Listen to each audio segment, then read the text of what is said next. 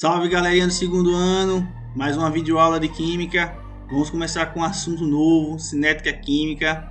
E na aula de hoje nós vamos compreender o conceito de cinética química e vamos compreender também a ocorrência de reação e a velocidade média de reação. Vamos juntos nessa aula. Primeira coisa, vamos relacionar alguns fenômenos, tá? Para a gente compreender o que é a cinética química e o que é que nós vamos trabalhar e aprender. Tem dois exemplos aí de reações. O primeiro é esse ferro enferrujado que é do prego, né? Prego enferrujado, né? Prego feito de ferro. E no segundo, nós temos uma explosão. Se a gente for comparar, a ferrugem, que é a oxidação, uma reação de oxidação do ferro, ela ocorre de uma maneira mais lenta, ela vai demorar mais para acontecer, né? Você tem um prego lá todo certinho, vai demorar um tempo para que ele chegue a esse ponto de ferrugem. Já a explosão da pólvora, né? Ela acontece de maneira mais rápida, né? É instantânea. Basta ter a faísca, você já vai ter a reação de explosão. Então o que a gente vai compreender agora é que existem reações químicas que têm as suas velocidades diferentes. Nenhuma reação química vai ter uma velocidade similar a outra. A gente vai ter reação lenta, reação rápida, reação muito rápida, reação instantânea, reação muito lenta.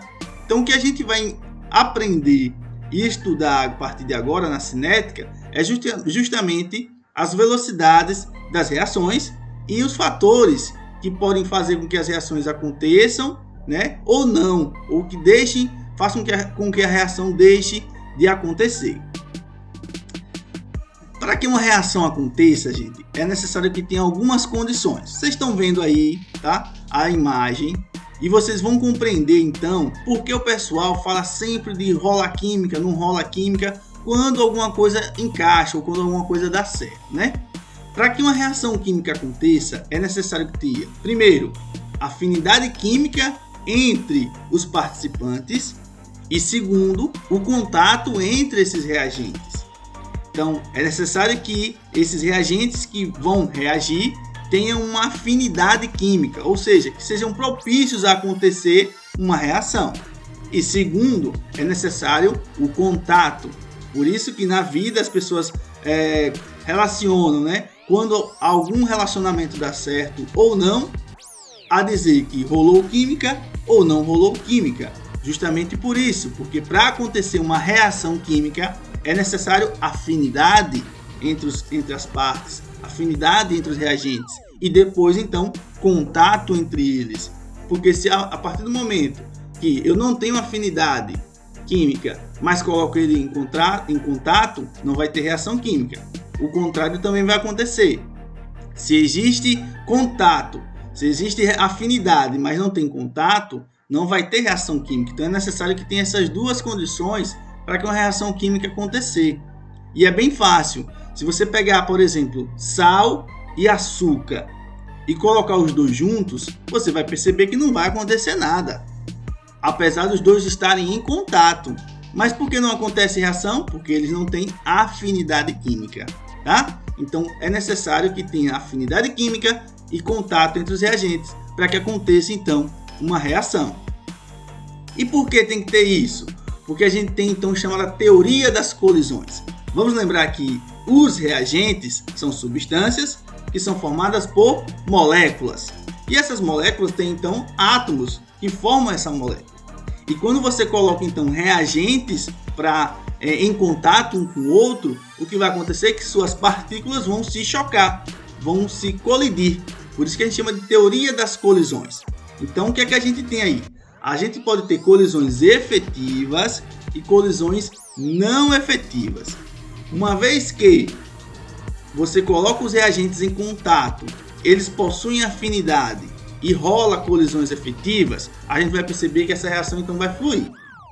Já se não tiver colisões efetivas, a gente vai perceber, mesmo que tenha afinidade entre os reagentes, isso vai ser um empecilho para que a reação flua naturalmente. E aí é onde vai fazer a diferença. Vai fazer com que essas colisões não efetivas vão fazer com que as reações fiquem lentas, que é o que a gente vai compreender agora. Observe aí o que acontece quando a colisão é efetiva. pressuponha que essas duas bolinhas aí, que essas bolinhas rosa e azul, são moléculas, tá? Que vão então, de reagentes que vão entrar em contato, e eles possuem afinidade química. Então, se a colisão vai ser efetiva, ó, eles vão colidir, vai ter energia suficiente e a orientação será adequada, e aí então forma-se duas novas substâncias. Perceba, no início você tinha duas bolinhas roxas ou rosas com duas bolinhas azuis. Cada um era substâncias diferentes. Ao entrar em contato, formou nova substância.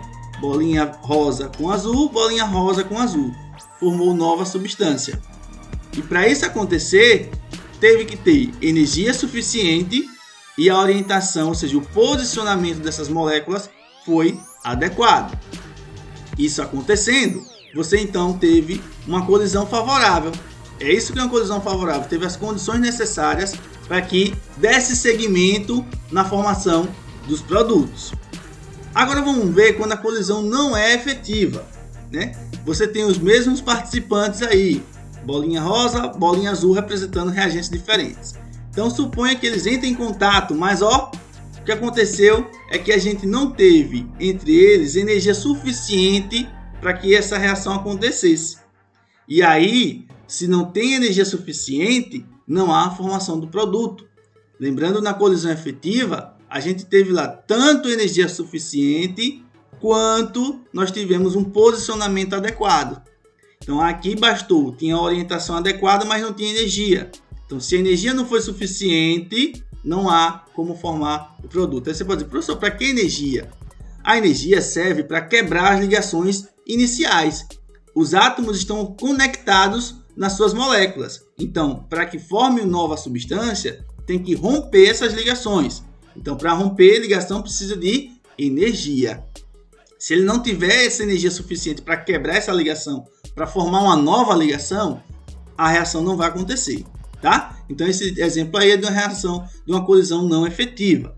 Outro exemplo de colisão não efetiva é que quando você tem energia, porém o posicionamento foi inadequado.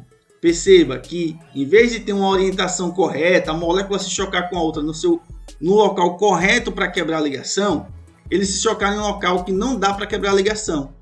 Então, uma orientação inadequada também dificulta a reação para acontecer. A orientação inadequada vai fazer com que tenha colisões não efetivas. E colisões não efetivas fazem com que a reação demore mais para acontecer, porque as moléculas vão ficar se chocando entre si, né? Elas não vão ficar paradinhas, vão ficar se chocando. Essa animação foi só para a gente ter uma ideia. Elas vão ficar se chocando, e se não se chocar na posição correta, não vai ter a formação do produto. Então é necessário que a gente tenha essas duas coisas, energia e orientação, para que a gente possa ter uma reação com colisão efetiva, ou seja, formação de produto. Então, de acordo com a teoria das colisões, podemos afirmar que a velocidade de uma reação ela depende da frequência das colisões, ou seja, a quantidade de colisões que acontece vai influenciar, a energia das colisões e a orientação das moléculas, no caso o posicionamento delas. Se a gente tiver com que tenha muitas colisões, energia e orientação, a reação vai tender a ser mais rápida. Que qualquer detalhe desse que diminua vai fazer com que a reação seja mais lenta, demore mais para acontecer, tá certo? Beleza, vamos dar seguimento então no nosso estudo. Vamos compreender então sobre velocidade média de uma reação. Como calcular então a rapidez, né, ou a velocidade de uma reação para acontecer? É bem simples. Se vocês lembrarem na física, a gente calcula a velocidade média de um corpo fazendo o quê? A velocidade vai ser igual ao deslocamento, né, que é o caminho que ele percorreu, dividido pelo tempo que levou para isso acontecer. Aqui na química não tem como os reagentes saírem caminhando, então não tem um distanciamento para que ele possa ser medido. Mas a gente tem a quantidade de reagente que possa ser consumido na reação ou de produto que venha a ser produzido nessa reação.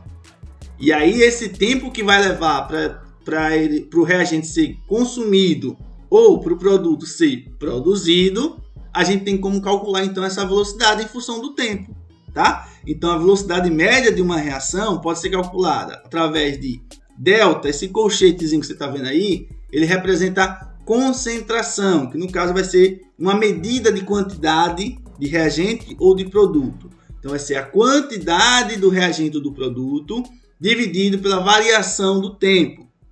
Lembrando, variação é sempre o final menos o inicial, tá? Vamos ver um exemplo para ficar mais simples, mas primeiro se liga nessa. As quantidades das substâncias são as medidas em mol por litro, massas, volume, se for gases, e outros, tá? Então, qualquer medida de quantidade, por exemplo, gramas, quilogramas, tonelada, o mol, a gente pode utilizar para o nosso cálculo de velocidade. Basta que a gente tenha o dado. Outra coisa, que a quantidade de reagente ou de produto medida em mol por litro, que é uma unidade específica que nós temos para concentração, ela é representada por esses colchetes que a gente viu lá no primeiro slide, tá? Então, quando vocês verem colchetezinho, está se retratando a concentração molar, seja do reagente ou do produto, e a unidade dele é mol por litro. Outra coisa para a gente ficar ligado é que, enquanto o intervalo de tempo pode ser dado em segundos, minutos ou hora. Então, vai depender também de cada reação. Reações mais rápidas, segundos, minutos, reações mais longas, pode ser em horas, mas também se for uma reação muito longa, pode ser em dias, e assim vai. O que tiver lá para a gente calcular, a gente vai usar, seja tempo, seja quantidade, tá certo? Vamos ver agora sim um exemplo aqui, ó. A reação de decomposição da amônia gasosa foi realizada em um recipiente fechado. Então tá aí a reação, ó. 2NH3, então ele é o reagente, formando, depois da setinha, né? N2 mais 3H2. São os dois produtos que nós temos, N2 e H2. A tabela abaixo indica a variação na concentração de reagente em função do tempo. Então vamos ver a tabelinha aí. Concentração de NH3 em mol por litro. Aí tá aí passando com o tempo, tempo em horas. Na zero, né, constante inicial, nós temos 8 mol por litro. 1 hora depois, 6 mols por litro. 2 horas depois, 4 mols por litro. 3 horas depois, 1 mol por litro. E aí é perguntado então, qual é a velocidade média de consumo do reagente nas 2 primeiras horas de reação? Então vamos lá. Simplesmente a gente vai fazer o seguinte. Calculando aqui. Quais são as 2 primeiras horas? Vamos pegar primeiro o intervalo de tempo para a gente saber certinho o que a gente vai calcular. Então, se são as 2 primeiras horas, então vai do tempo zero ao 2 horas. E a gente já tem então a marcação de quantidade também, né? Que deve ser respectivo ao tempo. No tempo zero, 8 mols por litro. No tempo de 2 horas, 4 mols por litro. Então vamos usar esses dados agora para aplicar a fórmula, que é a variação da concentração pela variação do tempo. Então vamos lá. Primeiro começa concentração final, ou seja, no tempo final foi quanto? 4. Menos a concentração inicial, 8. Agora o tempo final, 2, menos o inicial, 0. Vamos fazer a matemática agora. 4 menos 8 dá menos 4. 2 menos 0 dá 2. Então, por que a gente colocou aqui o 4 como deu negativo? A gente coloca esse artifício matemático que é das barrinhas aí. O módulo, como a gente chama na matemática. Para que, professor, isso? Só para tirar o sinal negativo. Porque velocidade média não pode dar sinal negativo. Então, por isso que a gente vai colocar esse colchete só para tirar o sinal negativo. Então, vai ficar 4 mol por litro dividido por 2 horas, tá bom? Sendo assim, é só dividir 4 por 2, tranquilamente fazer essa conta. Então, a gente vai ter 4 dividido por 2, 2 mols por litro vezes hora, porque hora é o que está lá no denominador, tá bom? Então, a gente tem a unidade aí calculada de velocidade. Então, a unidade que estiver aí, a gente usa mols por litro vezes hora, tá bom? Então, é dessa maneira que a gente vai calcular. Se você percebeu, é a mesma coisa que a gente fazia na física, só que em vez de distância, a gente vai usar aqui quantidade da substância. Então, lembrando que aqui o que a gente calculou foi a velocidade média de consumo do reagente. Por quê? Porque a gente utilizou os dados de NH3, que é um reagente. O NH3 é o reagente dessa reação. Então, a gente calculou a velocidade média de consumo, porque reagentes numa reação, eles são consumidos e os produtos são produzidos, né? O próprio nome já diz isso. Vamos dar sequência aqui, só para trazer um detalhe, já que a gente falou que a gente calculou a reação, a velocidade do reagente. Se eu pegar uma reação genérica, ou seja, uma reação qualquer, e vai estar lá seus reagentes e seus produtos, eu vou ter o seguinte, a velocidade média da reação, agora sim, vai ser igual ao que eu pegar a velocidade que eu calculei de um dos participantes, seja ele que nem está aí A, B, C ou D, e dividir pelos seus coeficientes. Coeficientes são os números, gente, que vem à frente da substância. É como se ele indica a quantidade de cada substância, né? Que aí nessa reação genérica está representado por X, Y, Z e W. Então vai ficar desse jeito, ó. Velocidade média de uma reação. Aqui você está vendo essas igualdades porque eu posso pegar qualquer um desses valores. Qualquer um desses valores sempre vai ser proporcional. Então eu posso, vamos supor, se eu calcular a velocidade de A, só é dividir por o seu coeficiente, ou seja, o número que tiver à frente dele, e eu acho a velocidade média da reação. Pode ser com B, pode ser com C, pode ser com D. Qualquer um dos participantes, basta eu dividir a sua velocidade pelo coeficiente, e aí eu tenho a velocidade da reação inteira, tá bom? Vamos ver o exemplo da questão anterior. A gente viu que na questão anterior, né, que essa daí, ó, 2NH3 formou N2 e 3H2. E a gente calculou a velocidade de NH3. A velocidade de NH3, né? Então eu posso pegar a velocidade de NH3 para calcular a velocidade da reação. Se eu pegar então, a velocidade de NH3 dividir pelo seu coeficiente, que é 2, é o númerozinho que está na frente dele, é 2NH3. Então vou botar o 2 para dividir. A gente encontrou lá a velocidade de 2, né? Então 2 dividido por 2 é 1.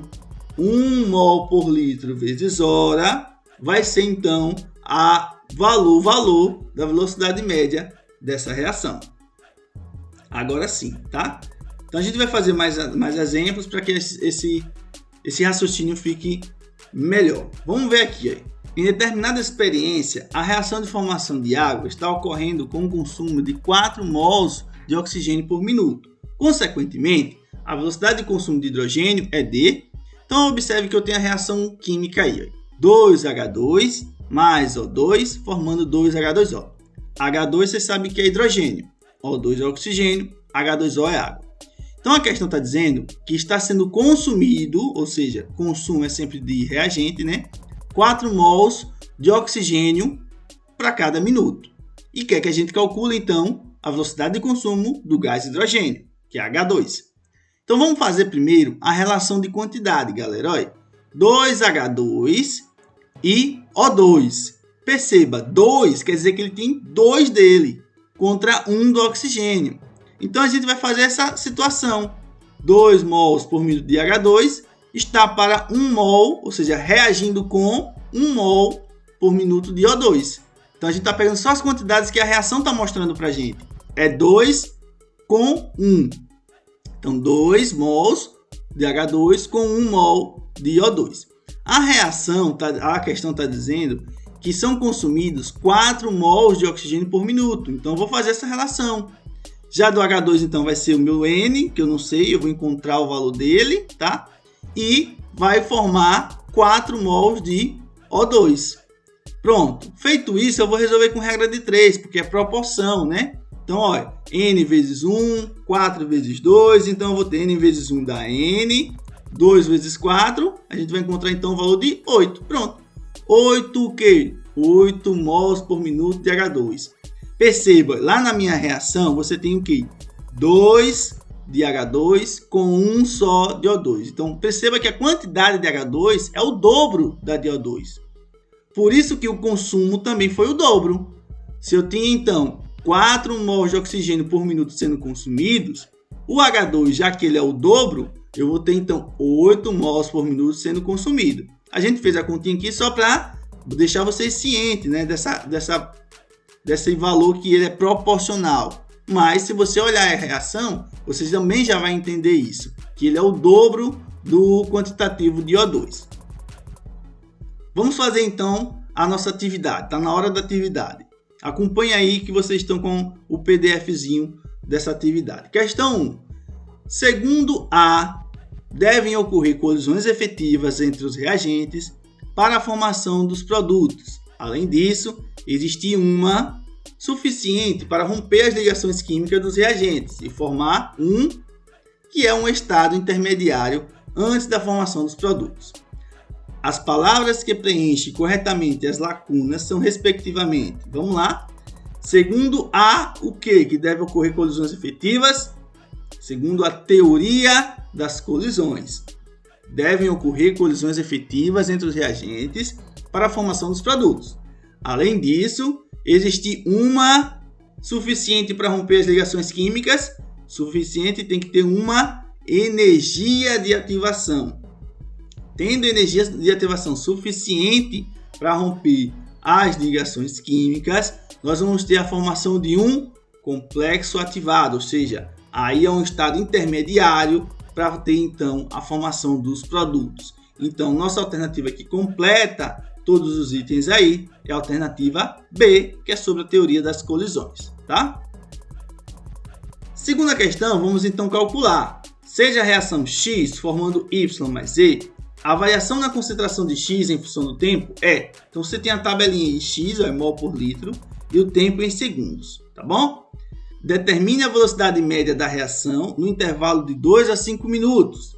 Então, se a gente pegar aqui, ó, primeiro dado, como é que a gente calcula a velocidade média? Vai ser igual variação da concentração dividido pela variação do tempo. Lembrando, a variação da concentração é concentração final menos concentração inicial. O do tempo final menos tempo inicial. Então, vamos pegar esses dados aí. Lembrando aqui, 2 a 5 minutos. Só que a tabela, o tempo está em segundos, né? Então, a gente só fazer a transferência. 2 minutos são quantos segundos? São 120 segundos. E 5 minutos são quantos segundos? 300 segundos. Beleza, então a gente já sabe que vai ser os valores que a gente vai colocar, tá? Só que, então, de concentração, o final é 0,4 e o inicial 0,7. E do tempo, o final é 5 e o inicial são 2 minutos. Tá? Beleza, então a gente vai ter aqui 0,4 menos 0,7 dividido por 5 menos 2. Então, 0,4 menos 0,7 vai ser menos 0,3, que a gente já coloca em módulo para ter esse valor negativo. 5 menos 2 é 3. Então, vai ficar 0,3 dividido por 3. Aí a conta ficou fácil, né? A velocidade média vai ser 0,1 mols por litro vezes minutos. Por quê, professor? Porque a gente usou minutos, 2 a 5 minutos. Então, por isso que a gente vai utilizar essa unidade de tempo, tá bom? Questão 3. A velocidade média da reação N2 mais 3H2 formando 2NH3 vale 2 mols por minuto. Qual a velocidade média de consumo do hidrogênio? Então vamos lá, a gente tem a velocidade da reação, né? A reação está aí, ó, N2 mais 3H2 formando 2NH3. A gente tem o valor da velocidade dela, é 2 mols por minuto. E o hidrogênio é o que a gente vai encontrar. Hidrogênio é H2, lembrem-se, né? Então, o que é que a gente pega aqui? Ó, lembra? A velocidade média da reação é igual à velocidade de um dos seus participantes dividido pelo seu coeficiente. Então, a velocidade do hidrogênio dividido por 3. Por que 3? Porque 3 é o número que está na frente dele. Então, vou pegar e substituir 2 mols por minuto no lugar de Vm, que é a velocidade média da reação. Vai ficar assim, ó. 2 é igual à velocidade de H2 dividido por 3. Vamos fazer agora a regra de 3, né? Multiplicando 2 vezes 3 e o V da velocidade de H2 vezes 1. E a gente vai ter então isso aqui, ó. Velocidade de H2 vai ser 2 vezes 3, que é bem fácil. Vai ser 6 mols por minuto. Então, vejam que são cálculos simples e fáceis de a gente ser feito, só para a gente dar início ao estudo de cinética química, viu, pessoal? Quarta questão. Dióxido de carbono é um gás formado pela reação entre os gases monóxido de carbono e oxigênio. conforme a equação química abaixo. Então você tem a equação aí, CO gasoso mais meio de O2 formando CO2. Sabendo-se que em 5 minutos de reação foram consumidos 2,5 mol de CO, qual é a taxa de desenvolvimento da reação de acordo com o consumo de O2? Galera, quando falar taxa de desenvolvimento da reação, é a mesma coisa de velocidade média da reação, tá certo? Então vamos pegar os dados aqui. A velocidade média do CO vai ser o quê? A variação da concentração pelo tempo. Sabe-se que em 5 minutos de reação foram consumidos 2,5 mols do CO. Então, o que a gente vai pegar aqui? Vamos calcular a velocidade dele, né? 2,5 mol, que é a quantidade, dividido por 5, que é o tempo, 5 minutos. Vai ficar 0,5 mols por minuto. Acabou? Não, porque a reação aqui é a taxa de desenvolvimento de reação de acordo com o consumo de O2. Pronto. Agora é fácil. Vamos comparar CO com O2. Observe na reação aí, ó, que tem um só do CO, ou seja, 1 mol do CO, e meio mol de O2, ou seja, O2 é a metade do CO, né? Meio é metade. Então a gente pode fazer a conta ou você já pode calcular diretamente na cabeça. Mas o que a gente vai ter aqui, ó? Para fazer a regra de 3, né? Meio mol de CO vai ser igual a um valor N de mols de O2. Que aí, agora sim, né? Multiplicando 0,5 vezes meio, que é 0,5 vezes 0,5, a gente acha a metade, que é 0,25 mols por minuto de O2, tá bom? Então veja que é bem fácil, né, da gente compreender a relação matemática quando a gente tem uma reação química, ok? Bom, pessoal, por hoje é só. Continue estudando, né? Revisem a videoaula, refaçam a atividade, porque na semana que vem a gente continua com o assunto cinética química. Valeu, abraços, até a próxima aula. Valeu!